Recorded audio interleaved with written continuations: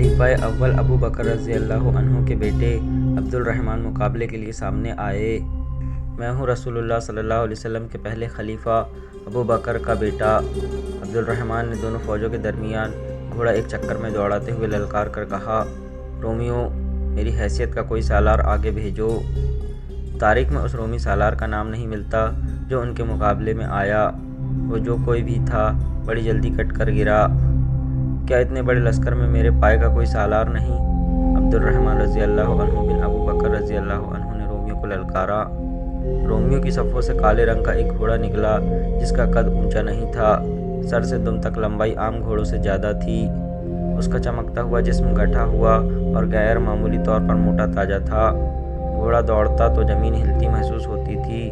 वो अपने सवार के काबू में था, लेकिन उसकी चाल और मस्ती ऐसी थी जैसे अपने सवार के काबू में ना हो। उसका सवार गोरे रंग का था और अपने घोड़े की तरह फरबा जिस्म का था। वो पहलवान लगता था।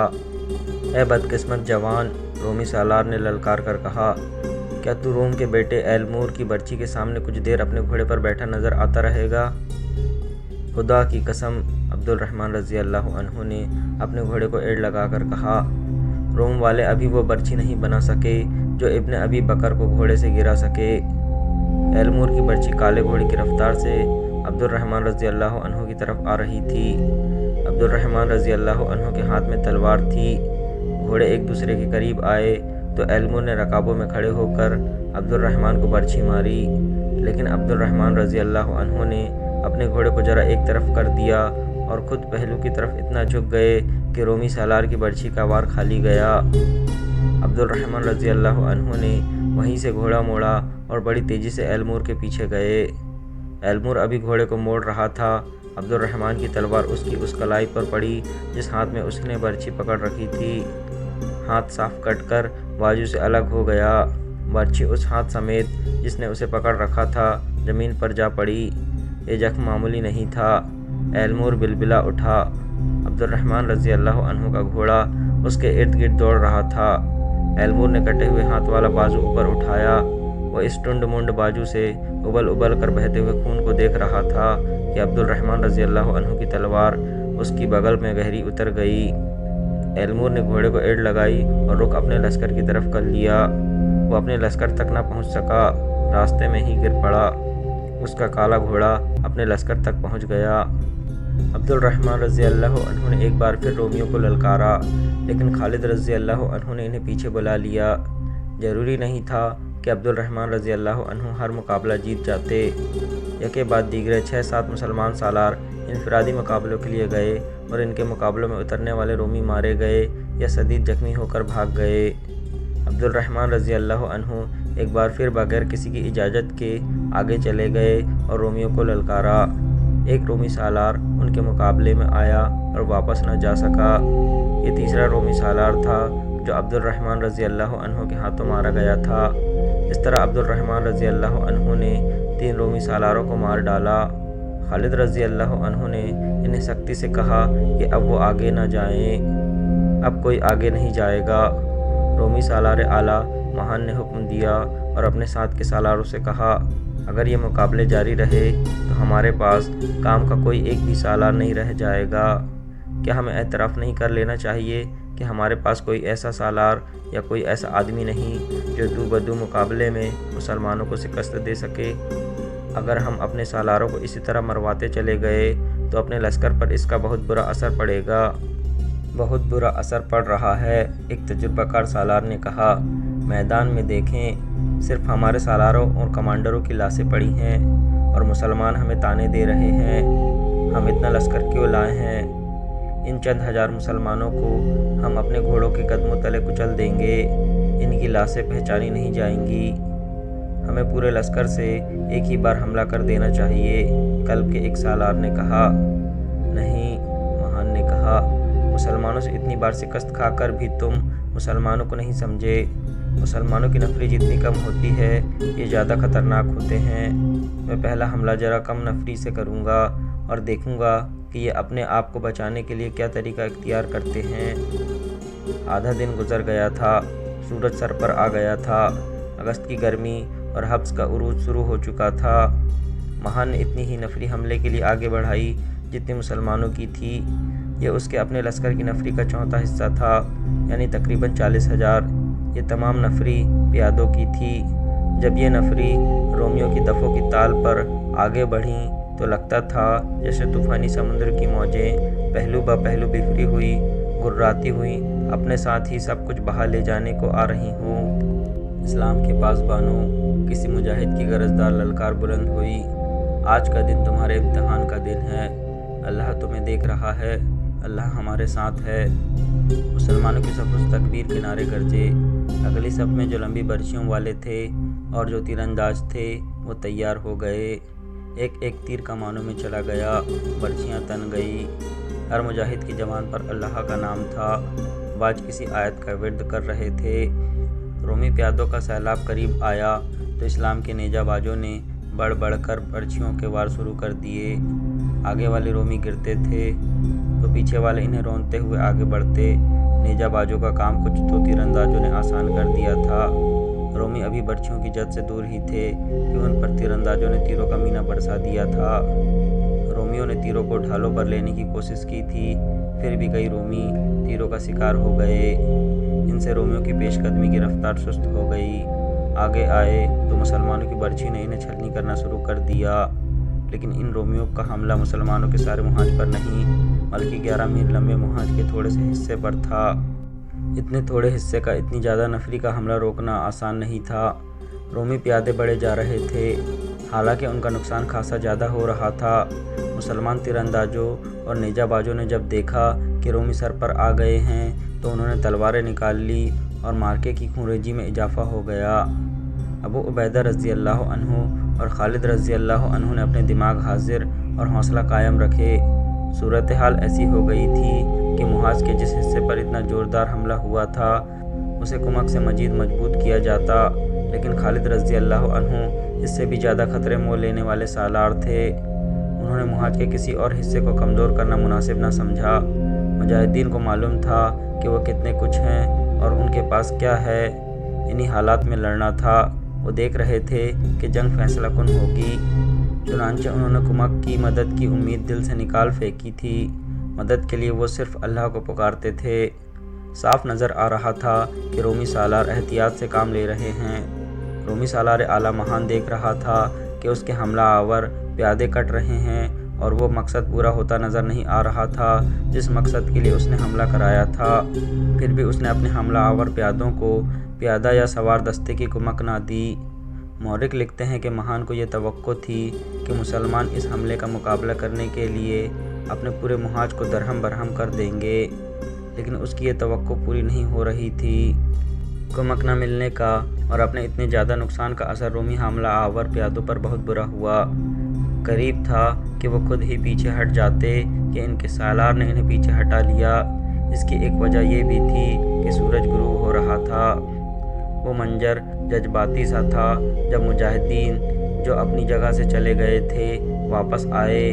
ان کی عورتیں ان کی طرف دوڑ پڑیں، وہ اپنے خاوندوں کو پکار رہی تھیں۔ انہوں نے اپنے مردوں کو گلے لگایا اور جو زخمی تھے ان کی باقاعدہ مرہم پٹی کرنے سے پہلے اپنی اوڑھنیاں پھاڑ پھاڑ کر ان کے زخم صاف کیے اور ان پر اوڑھنیوں کی پٹیاں باندھ دی۔ عورتیں پانی کے مسکیجے اٹھائے میدان جنگ میں پھیل گئیں۔ وہ ان زخمیوں کو ڈھونڈتی پھرتی تھیں جو اپنے سہارے اٹھ کر چلنے کے قابل نہیں تھے۔ عورتوں کے انداز میں والہانہ پن اور دوانگی سی تھی۔ وہ شہید زخمی ہونے والوں کو پانی پلاتی، ان کے زخموں پر اپنے کپڑے پھاڑ کر پٹیاں باندھتی اور انہیں اٹھا کر اپنے سہارے پیچھے لا رہی تھیں۔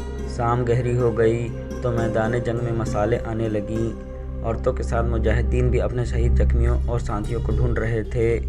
ان کے حوصلے بلند تھے، انہوں نے بڑا ہی شدید حملہ بیکار کر دیا تھا۔ میدان جنگ میں رومیوں کی لاشیں دیکھ کر ان کے حوصلے اور جذبے کو مزید تقویت ملی۔ مسلمانوں کے مقابلے میں رومیوں کا نقصان بہت زیادہ تھا۔ بہت سے رومی ایک گروہ یا حبس کی صورت میں مسالے اٹھائے آگے آئے۔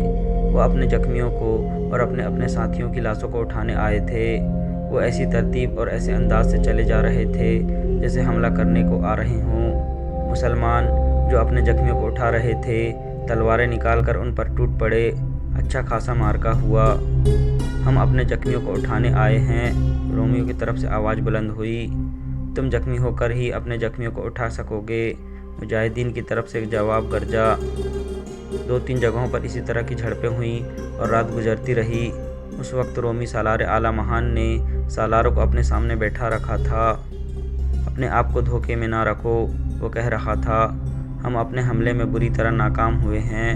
کیا کوئی بتا سکتا ہے کہ اس کی وجہ کیا ہے؟ میرا خیال ہے کہ ہمارے سپاہیوں نے اپنے اوپر مسلمانوں کا خوف طاری کر رکھا ہے، ایک سالار نے کہا۔ نہیں، مہان نے کہا، ہماری صفوں میں اتحاد نہیں۔ مسلمان ایک ہیں، وہ بھی مختلف قبیلوں کے ہیں، لیکن وہ سب اپنے آپ کو مسلمان سمجھتے ہیں۔ انہوں نے اپنے آپ کو اسلام کے رشتے کا پابند کر لیا ہے۔ اس عقیدے نے انہیں یکجان کر دیا ہے۔ ہم میں یہ اتحاد نہیں۔ کئی ایک علاقوں اور کئی ایک قبیلوں کے لوگ ہمارے ساتھ آ ملے ہیں، لیکن ہمارے درمیان کوئی ایسا رشتہ نہیں جو ہم سب کو متحد کر سکے۔ ایک رات میں اتحاد پیدا نہیں کیا جا سکتا سالار اعلیٰ، ایک پرانے سالار نے کہا۔ ہمارے درمیان اتحاد نہ ہونے کا یہ مطلب تو نہیں کہ ہم ایک دوسرے کو پسند نہیں کرتے۔ ہمیں انہی حالت میں لڑنا ہے۔ ہاں، مہان نے کہا، ہمیں انہی حالات میں لڑنا ہے۔ میں مایوس نہیں، ہمیں کوئی طریقہ اختیار کرنا پڑے گا۔ کل صبح ہم اس وقت پر حملہ کریں گے جب وہ حملہ روکنے کے لیے تیار نہیں ہوں گے، اور یہ ان کی عبادت کا وقت ہوگا۔ تقریباً ان تمام مورخوں نے جنہوں نے جنگ یرموک کو تفصیل سے بیان کیا ہے، مہان کا اگلی صبح کے حملے کا پلان اس طرح لکھا ہے کہ مسلمانوں کے قلب پر حملہ کیا جائے گا جو دھوکہ ہوگا۔ اس کا مقصد یہ ہوگا کہ قلب یعنی مسلمانوں کے درمیانی دستوں کو، جن میں مرکزی کمان بھی تھی، لڑائی میں الجھا کر یہیں روک کر رکھا جائے گا۔ اس سے فائدہ یہ اٹھایا جائے گا کہ مسلمانوں کا مرکز اپنے دائیں بائیں کی طرف توجہ نہ دے سکے۔ مہان کے پلان کے مطابق اصل حملہ مسلمانوں کے پہلوؤں پر کرنا تھا، جس کا مقصد یہ تھا کہ پہلوؤں کے دستوں کو بکھیر کر ختم کیا جائے، اور اگر مسلمان مقابلے میں جم جائیں تو اس پر ایسا دباؤ ڈالا جائے کہ وہ اپنے قلب کی طرف اکٹھے ہو جائیں۔ اس صورت میں ان پر پہلوؤں اور عقب سے حملہ کیا جائے۔ پلان بڑا خطرناک تھا۔ رومیوں کی نفری اتنی زیادہ تھی کہ اس کے بل بوتے پر اپنے پلان کو کامیاب کر سکتے تھے۔ جاؤ اور اپنے دستوں کو صبح کے حملے کے لیے تیار کرو، مہان نے کہا، لیکن تیاری ایسی خاموشی سے ہو کہ پتہ نہ چلے۔ مسلمانوں کے جاسوس ہمارے ارد گرد موجود رہتے ہیں۔ رات کو ہی مہان نے اپنا خیمہ اکھڑوایا اور ایک چٹان کی سب سے اونچی چوٹی پر لے کر جا نصب کرایا۔ وہاں سے تمام تر محاذ کو وہ دیکھ سکتا تھا۔ اس نے تیز رفتار گھوڑوں والے قاصد اپنے ساتھ رکھ لیے اور اپنا حفاظتی دستہ بھی اپنے ساتھ لے گیا۔ دستے کی نفری 2000 تھی۔ دونوں طرف کی فوجوں کے درمیان 1.5 میل کا فاصلہ تھا۔ خالد رضی اللہ عنہ نے حسب معمول دشمن کی نقل و حرکت پر نظر رکھنے اور اطلاع دینے کے لیے اپنے آدمی آگے بھیج رکھے تھے، لیکن دشمن کے محاذ کی صورت ایسی تھی کہ قریب جا کر کچھ دیکھنا ممکن نہ تھا۔ اپنے آدمی بلندیوں سے دیکھتے رہتے تھے۔ مسلمان فجر کی نماز پڑھ رہے تھے۔ آگے گیا ہوا ایک آدمی دوڑتا آیا اور خالد رضی اللہ عنہ کو بتایا کہ رومی تیار ہو کر ترتیب میں آ رہے ہیں۔ ترتیب کیسی ہے؟ خالد رضی اللہ عنہ نے پوچھا۔ ترتیب حملے کی معلوم ہوتی ہے، جاسوس نے جواب دیا۔ پہلے 10 بجے تھے، پھر ان کے دستے بڑی تیزی سے ترتیب میں آ گئے۔ سوار گھوڑوں پر سوار ہو چکے ہیں۔ ہو نہیں سکتا کہ رومی کہیں اور جا رہے ہوں، خالد رضی اللہ عنہ نے کہا۔ وہ حملے کے لیے آ رہے ہیں۔ خالد رضی اللہ عنہ کچھ پریشان بھی ہوئے، لیکن وہ حوصلہ ہارنے والے نہیں تھے۔ تیاری کا وقت نہیں تھا۔ اگر رومی تیار تھے تو انہوں نے مسلمانوں کی اس حالت میں آ دبوچنا تھا جب وہ تیاری کر رہے تھے۔ انہوں نے بڑی تیزی سے تمام سالاروں کو یہ اطلاع بھجوا دی کہ دشمن کا حملہ آ رہا ہے۔ مسلمان جب تیار ہو رہے تھے، اس وقت رومی لشکر اپنے محاذ سے چل پڑا تھا۔ اس کی رفتار خاصی تیز تھی۔ رومی سالاروں کو توقع یہ تھی کہ وہ مسلمانوں کو بے خبری میں جا لیں گے، لیکن وہ جب قریب آئے تو مسلمان تیار تھے۔ وہ خلاف توقع اتنی جلدی تیار ہو گئے تھے۔ خالد رضی اللہ عنہ نے انہیں لمبا چوڑا حکم نہیں بھیجا تھا، نہ کوئی ہدایت جاری کی تھی، صرف اتنا پیغام دیا تھا کہ دشمن کا حملہ آ رہا ہے، اپنے اپنے محاذ پر تیار رہو۔ صبح کا اجالا سفید ہو رہا تھا۔ رومی سیلاب کی طرح بڑے آ رہے تھے۔ ان کا رخ مسلمانوں کے قلب کی طرف تھا۔ ان کے بہت سے دستے دائیں اور بائیں پہلوؤں کی طرف بھی آ رہے تھے، لیکن معلوم یہی ہوتا تھا کہ وہ حملہ قلب میں کریں گے۔ خالد رضی اللہ عنہ نے اپنے قلب کے دستوں کو آگے بڑھ کر دشمن کا استقبال کرنے کا حکم دے دیا۔ انہوں نے دفاع کا طریقہ وہی اختیار کیا کہ برچھی بازوں اور تیر اندازوں کو آگے رکھا۔ رومی جو اس امید پر بہت تیزی سے آ رہے تھے کہ مسلمان بے خبر ہوں گے اور یہ بڑی آسان فتح ہوگی، مسلمانوں کو ہر لحاظ سے تیار دیکھ کر ذرا سست ہو گئے اور ان کے قدم رکنے لگے۔ انہوں نے گزشتہ روز حملہ کر کے دیکھ لیا تھا۔ مسلمان تیر اندازوں نے اتنی تیزی سے تیر چلانے شروع کر دیے کہ فضا میں ایک جال تان دیا۔ رومی رک کر پیچھے ہٹے اور تیروں کی جد سے نکل گئے۔ کچھ دیر بعد وہ ڈھالیں آگے کر کے بڑھنے لگے۔ تیر اندازوں نے ایک بار پھر تیروں کا مینہ برسا دیا، لیکن اب کے رومی بڑھتے آئے۔ تیر کھا کھا کر گرتے بھی رہے اور وہ نیزہ بازوں تک آن پہنچے۔ رومیوں کے پاس مروانے کے لیے بہت نفری تھی۔ نیزہ بازوں نے رومیوں کو روکنے کی بھرپور کوشش کی، لیکن رومیوں کی یلغار اتنی شدید تھی کہ رک نہ سکی۔ تب قلب کے دستے آگے بڑھے اور مجاہدین نے جان کی بازی لگا دی۔ خالد رضی اللہ عنہ یہ دیکھ کر کچھ حیران ہوئے کہ رومی پیچھے ہٹنے لگے ہیں۔ مجاہدین ان کے پیچھے گئے، لیکن خالد رضی اللہ عنہ نے انہیں روک دیا۔ کچھ دیر بعد رومی پھر آگے بڑھے اور مجاہدین نے پہلے کی طرح حملہ روکا۔ خاصی خوریزی ہوئی اور رومی پیچھے ہٹ گئے اور اس کے بعد یہی سلسلہ چلتا رہا۔ مسلمان سالاروں کو معلوم نہیں تھا کہ مہان کا پلان ہی یہی ہے کہ مسلمانوں کے قلب اور محفوظہ کو الجھائے رکھو تاکہ اپنے پہلوؤں سے بے خبر رہے اور انہیں کمک نہ دے سکیں۔ خالد رضی اللہ عنہ اس دھوکے کو سمجھ تو نہ سکے، لیکن انہوں نے ہر حملہ اس طرح روکا کہ مرکزیت اور جمعیت کو درہم برہم نہ ہونے دیا۔ رومیوں نے پیچھے ہٹ کر مسلمان سالاروں کو موقع دیا کہ وہ جوابی حملہ کریں، لیکن خالد رضی اللہ عنہ نے اپنے دستوں کو دفاع میں ہی رکھا۔ اس سے ان کا مقصد یہ تھا کہ رومیوں کی نفری اور نفری کی جسمانی طاقت جائل ہوتی رہے۔ خالد رضی اللہ عنہ نے اپنے پہلوؤں کی طرف توجہ نہ دی۔ انہوں نے سالاروں کو بتا رکھا تھا کہ کمک کی امید نہ رکھیں۔ سالاروں کو بھی اپنی بے مائگی کا احساس تھا، اور یہ احساس اسلامی لشکر کے ہر ایک فرد کو تھا کہ صورتحال کتنی ہی دگ رنگو ہو جائے، مدد صرف اللہ کی طرف سے ملے گی۔ رومیوں کے اصل حملے تو مسلمانوں کے پہلوؤں پر ہو رہے تھے جو مہان کے پلان کے عین مطابق تھے۔ دائیں پہلو پر یوں ہوا کہ رومیوں نے وہاں بڑا تیز حملہ کیا۔ اس پہلو کی کمان عمرو رضی اللہ عنہ بن عاص کے پاس تھی۔ مجاہدین نے یہ حملہ نہ صرف روک لیا بلکہ دشمن کو پسپا کر دیا۔ دشمن نے یہ حملہ کرنے والے دستوں کو پیچھے کر کے دوسرا حملہ تازہ دم دستوں سے کیا۔ یہ پہلے حملے سے زیادہ شدید تھا۔ مسلمانوں نے اس کا بھی مقابلہ کیا، لیکن ان کے جسم سل ہو گئے۔ انہوں نے رومیوں کو اس سے کہیں زیادہ نقصان پہنچایا جتنا رومیوں نے انہیں پہنچایا تھا، اور انہوں نے اس حملے کا دم خم توڑ دیا۔ رومی بری طرح ناکام ہو کر پیچھے ہٹ گئے، لیکن مسلمانوں کی جسمانی حالت ایسی ابتر ہو گئی کہ وہ مزید لڑنے کے قابل نہ رہے۔ رومیوں نے تیسرا حملہ تازہ دم دستوں سے کیا۔ اب کے حملہ آوروں کی نفری بھی زیادہ تھی۔ مسلمانوں نے جذبے کے زور پر حملہ روکنے کی کوشش کی، مگر جسم ہی ساتھ نہ دے تو جذبہ ایک حد تک ہی کام آ سکتا ہے۔ وہ حد ختم ہو چکی تھی۔ مسلمانوں کے پاؤں اکھڑ گئے، ان کی ترتیب اور تنظیم ٹوٹ گئی۔ بیشتر اس طرح پسپا ہوئے کہ خیمہ گاہ تک جا پہنچے، اور جنہوں نے پسپائی کو قبول نہ کیا وہ درمیانی دستوں یعنی قلب کی طرف جانے لگے۔ سالار عمرو بن عاص رضی اللہ عنہ بھاگنے والوں میں سے نہیں تھے۔ ان کے پاس محفوظہ کے 2000 سوار تھے جو وہاں موجود تھے۔ عمرو بن عاص رضی اللہ عنہ نے ان 2000 سواروں سے رومیوں پر حملہ کر دیا۔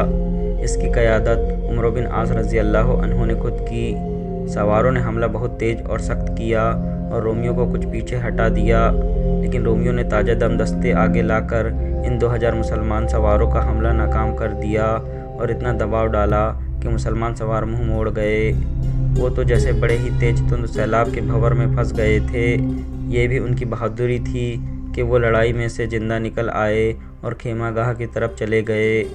دشمن کو پیٹھ دکھانے والوں پر اللہ کی لعنت۔ یہ مسلمان عورتوں کی آوازیں تھیں جو خیموں کے ڈنڈے ہاتھوں میں لیے کھڑی تھیں۔